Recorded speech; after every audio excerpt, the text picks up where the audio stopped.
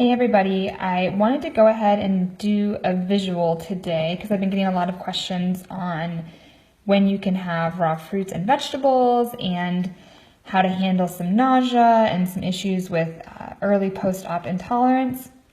So I have a bunch of visuals.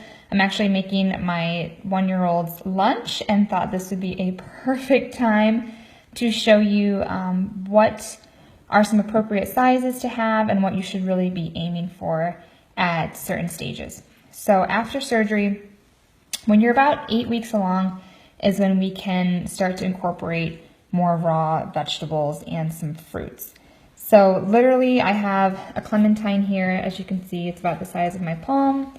I peeled it and then cut it, each of these, into at least 4 small pieces. So here's my dime. You can literally see how big it is compared to my dime. Same thing with the cucumber. This is a great vegetable to start with when you're ready to incorporate raw foods back in because it's pretty mild, but you'll want to peel it initially and cut the seeds out. Now this is an English cucumber, and so these seeds are pretty small, very well tolerated, very mild, but a regular cucumber, you will want to take those seeds out. So again, you can see it's about the size of a dime, maybe even smaller. Thickness-wise, it's probably, I don't know, maybe 2 dimes thick. So you can see it's still pretty small. Now oranges, the clementines, I don't know if I would start off with that. I'd probably do more like a banana, peaches, a pear. Those are all pretty well tolerated.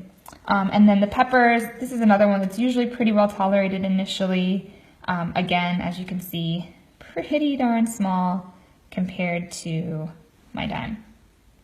All right, I would even put this dime on the counter so you can use it as a visual.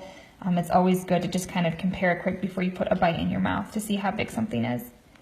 Also, spoons. You may, if you don't have a young child in your life, want to go out and invest in some baby spoons.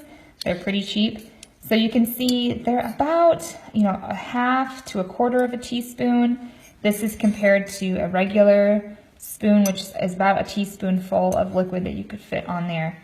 So I would stick with these sizes. You could also just take off the measuring spoons and use these if you want. This first one, the small one, is a quarter cup. This is, a quarter teaspoon. This is a half a teaspoon, and this one is a full teaspoon. So as far as sipping fluids, I would probably stick to the half teaspoon to a full teaspoon at most. If you're really early post-op, those first couple weeks, you might even want to stick to a quarter teaspoon sips. So anyways, I hope this helps give you an idea for how small you really want things to be. Again, keep these dimes on the counter just to kind of help as a visual.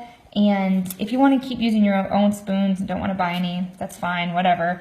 But get some measuring spoons out, again, just to have them on the counter as a visual and a constant reminder for the sizes of sips that you want to be aiming for. Got questions? We would love to hear from you in the comment section below. Tell us what else you want us to cover.